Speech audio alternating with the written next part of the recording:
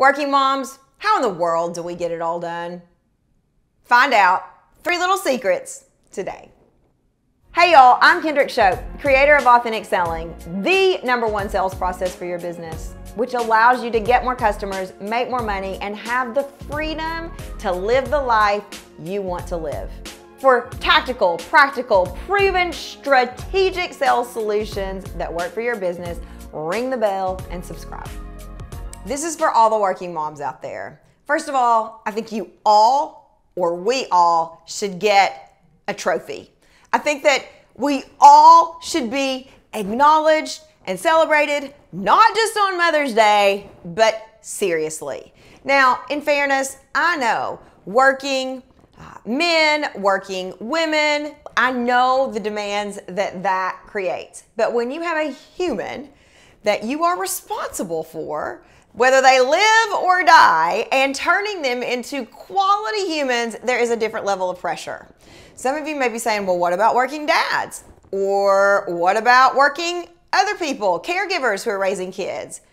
Here's the truth. I can't speak to your experience because I'm not a working dad. So this is for the working moms because I am one. All right, it's time for a Shope sales story, except this story has nothing to do with selling. It really is more about total, complete, utter chaos that can be my life from time to time. I feel like we look on the internet and we see moms, reading to their kids, or, we take Hallianna to New York often and see Broadway plays, and we travel a lot, and those Instagram-worthy moments that look like life. But you and I both know life is messy as all get out. Life is chaotic, and it doesn't matter how organized you are. It doesn't matter how much you prepare, you're gonna get a curveball. And if you got kiddos, you're gonna get curveballs often. So what do you do when you get a curveball? What do you do when it's chaos? What do you do when your 3-year-old is home with 102 fever and you've got clients that you need to meet in Paris, London, Canada, and Italy that day? Obviously over Zoom. What do you do? I mean, the world doesn't stop because your kid is sick. Or what if your kid's been sick for 10 days and you've canceled all the appointments and you can't cancel another one? Or what happens when your kid is going through a really rotten time as a teenager and all you want to do is be with them, yet you have obligations that you have to show up for? All of these things are going to happen to you as if you are a working mother, among other things. It's 10 o'clock at night and your child says, I need to have a presentation done tomorrow. Or it's 10 o'clock at night and I don't know why 10, we go to bed at 10 at this house, but maybe it's, hey, where are my insert favorite outfit? And you're like, no. Well, I said it was time for a Shope sales story. Then I just keep coming up with more instances of when things have gone completely wrong. I remember when I had started this business, I'd been in business for 2 years. Now, I had always been a working mom. I worked a pharmaceutical sales job when Hallianna was born. But when you start your business, there is a different level of commitment. It's kind of like having a baby on its own, right? I mean, you love it, you nurture it, you pour what you got into it. So I'd been running this business for about 2 years. It was my first year that I was going to be profitable. And Hallianna was in kindergarten. We get up, 6 a.m., whatever, getting ready to help her get dressed. And she's like, Mom, I don't have clean underwear. Well, I felt like the mother of the year because what do you do at 6 in the morning? It's not like I could drive out to Target and buy new underwear. Obviously, I hadn't done the laundry. It was a disaster. Now, I know there are worse things than not having clean underwear. I get that. But in that moment, I felt like an utter and complete failure as a mom. I can remember another time when I felt like an utter and complete failure as a mom. I was actually being interviewed, and the interview went long. You can't just stop an interview and say, hold please, I need to pick up my kiddo. So I shoot my husband a real quick text message, trying to look like I'm still present and paying attention. He didn't get the message, and then I get this panicked call from the school saying, nobody came to pick up your daughter. Of course, nobody wants to get that phone call. I mean, you want to talk about feeling like mother of the year. Oh my gosh. And there are so many times when work and life and being a mom collide. I remember that I heard someone talk one time about, when you're at work, be present with work and don't do kid things and don't do mom things. And when you're with your kid, don't do work things. And that sounds like a fantastic idea. But like many fantastic ideas, they work in theory, or they work 80% of the time. But what about the other 20? Or what about in real world application?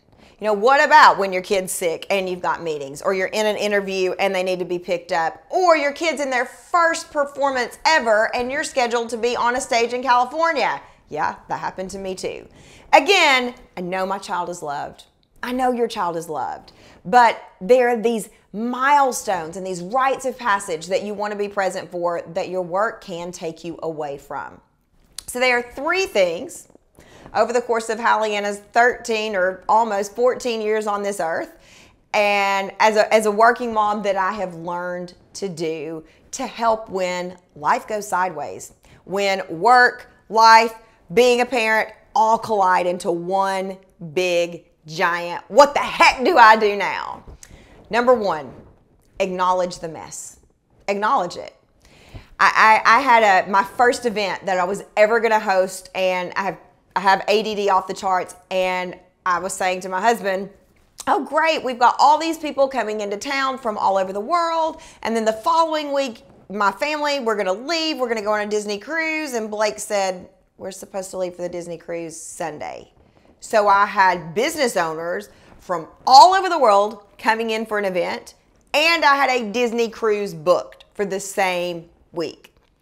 I messed up my dates. Now, you may be saying, oh, Kendrick, you need to hire some help. But what if you can't afford to hire help? Or I'm still the boss, so I make mistakes. So acknowledge the mess. Acknowledge that you screwed up, right? I remember in that moment, we were in corporate housing at the time. We didn't even have a house yet. I sat down and sobbed and sobbed some more. Do we even get our money back from the Disney cruise? Can I cancel the event? Obviously not. I mean, what are we going to do? My kid's going to be crushed. Mom's choosing work again. She's going to turn into a juvenile delinquent. All because I double booked myself. These are the things that we play out in our minds as moms. Mom guilt is one of the single worst things on the planet. It is an absolutely horrific thing. So step 1 is acknowledge the mess, right? Okay. Here it is. This is the situation. My parents went away on a week's vacation and, oh wait, that's not right. Wrong show. So acknowledge the mess. Acknowledge that, hey, we don't have clean underwear because I worked until midnight last night and I didn't get the laundry done. Acknowledge that I've double booked myself and we're going to have to make some change. One of the things I like to do is bury my head in the sand until I absolutely have to deal with the problem. Okay. I know it's not going away, but I just can't deal with it today. My husband's grandmother used to say, I'm just going to dig a hole and crawl in it. And I can relate to that. Like, I'm just going to dig a hole and not deal with it today. I'm going to go to sleep because my brain can't function.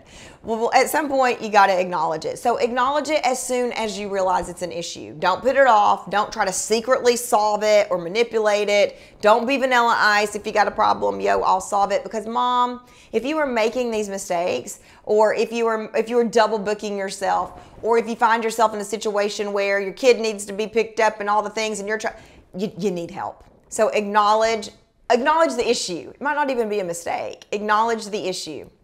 Step number 2 is forgiveness. Forgiveness. The best gift any working mom can give themselves is forgiveness. My best friend and I joke, kind of, all the time that we're going to mess our kids up in some way or another, but we're going to love the heck out of our kids. And so we are going to do something that messes our kids up at some point, somehow, some way. And that is their experience here on earth. So we're going to try to outlove the mistakes. We're going to try to be present as much as possible. But there are times when I have to say to my child, I can't. I would love to put this up at 3 o'clock when you get home, but I'm scheduled to be on television. Or I would love to put this up at 3 o'clock when you get home, but I have a customer in New Zealand and the only time that we can meet is 7 p.m. because that's 7 a.m. or whatever their time. And as Hallianna's gotten older, I've been able to talk to her about, and this is how we are able to afford to do things like travel to Broadway shows. And this is what, I'm not choosing work over you, but in this instance, it's going to feel like I'm choosing work over you. But here's what it's going to do for us as a family. It's going to allow us to donate money to people in need, whatever. So step one, acknowledge. Acknowledge and ask for help the minute you realize, oh, I'm double booked. The minute you recognize the issue. Again, it may not be your fault at all, but acknowledge and ask for help. Step number two is forgiveness. Mom, you need to pat yourself on the back every day and say, I am doing the best I can do. And some days that is, I can't even get out of bed. This past year I had COVID and I was in bed for 22 days. I had fever over 104 for 22 days. 22 days. There's no way I could show up for anyone when you've been sick that long, right? Hallianna was like, I miss you. I was like, I miss you too, but I can't get out of bed and you can't come in even though you've been vaccinated because I don't want you to get sick. Acknowledge and ask for forgiveness, steps 1 and 2. And step number 3, and this is a much more practical, tactical, strategic solution, but one of the things I have found is make a to-do list for every day. Now, that doesn't mean you have to do it all. I have things on my to-do list from a month ago that just weren't important enough to get done. But when Hallianna says, hey, I need new school uniforms, I write it down. I have a literal folder that I keep our family to-dos in. I am a pen and paper kind of person, so I know all you productivity experts out there are going to be like, you should try this, you should try this. It doesn't work for my brain. And so each week I write down, this is obviously not a full day. Each day I write down my to-dos. And then, each day. And then at the end of the week, I move over all the to-dos that did not get done to the following week. And I have a folder full, so I can literally look back. When Hallianna says, hey, did you order my medicine that I need picked up? I can say, okay, did I order it? I don't know. Let's look. Oh, yeah, it was on the to-do list last week. I ordered it on this date. Great. Here's a little secret, too. This really helps when you have to deal with terrible customer service. So I know we're talking about being a working mom, but part of being a working human or a human is you get lost in the machine, right? Your cable's out, you call, your cell phone bill, you're overcharged, you get transferred, you get whatever. Having a record of called on this date or they're supposed to call me back really helps. Get it out of your head and onto paper. Again, this is what works for me, not necessarily saying it'll work for you. The other thing with step number 3 in the realm of to-do list is make reminders. So just 2 nights ago, my husband said, will you help me remember to make a doctor's appointment? No, I can't remember that. I can barely remember all the things I need to do. So I either would walk into my office and put it on my to-do list in my home office, or I'd put it on my phone as a reminder. Tell Blake to make a doctor's appointment. Yesterday, it popped up in the middle of filming. Tell Blake to make a doctor's appointment. When we cut, I sent him a text message and said, make your doctor's appointment. These things sound so minor. But I am telling you, Mom, if you acknowledge and ask for help, the minute you realize you're double booked or there's an issue, you're going to be much better off at find a solution much quicker. Number 2, if you forgive yourself, you're going to be a much better mom. You're also going to role model for your kiddos what it's like for them to forgive themselves. So even if you feel like the worst mom on the planet, we want our kids to be able to be human. We want our kids to be able to love themselves and forgive themselves. So role model it for them if you can't do it for themselves. And then number 3, find a to-do system that works for you. In my house growing up, my mom had a calendar and it sat on top of the microwave and everybody wrote their own stuff in the calendar. So she knew on this day my brother had basketball practice at this time. On this day I had cheerleading practice at this time. On this day, and so she knew it was our responsibility as humans to get our stuff in the calendar. That doesn't work for me because, quite frankly, I'm a control freak and I don't want people touching my to-do list. So I take care of it all. I have tried outsourcing this. I have tried to let our executive assistant do this. I have tried to let my COO do it. I need to do it. Like I have just learned, this works better for me.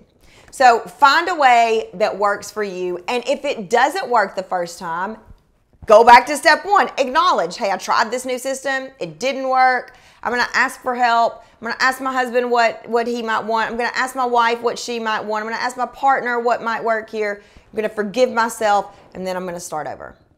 That's how we get some of our stuff done. I think the fourth, even though this video is only about 3, I think the fourth and maybe the most important thing to leave with on this working mom topic is acknowledge or accept. Accept that it's not all going to get done. It's not. There are going to be times when 80% is good enough. There are going to be times when, hey, I'm sorry, I forgot. I didn't have somebody there to pick you up. I will do my best never to let that happen again. I'm sorry that that outfit you wanted clean wasn't clean. Acknowledge that some of the mess can be beautiful because that means you're living a full, busy, fulfilled life. So don't expect perfection because as a parent, you know it's hardly ever perfect. So don't expect yourself to be perfect. Now, this is not a channel for working moms. I am not the expert on anything about being a mama other than I love my daughter. I am an expert at loving my daughter. But if you are looking for more tips on how to run a business, how to make more money, how to make more sales, and occasionally I will talk about the utter failures that I have as a mom, ring the bell and subscribe. I believe in you and I believe in your business. You're doing great, Mom.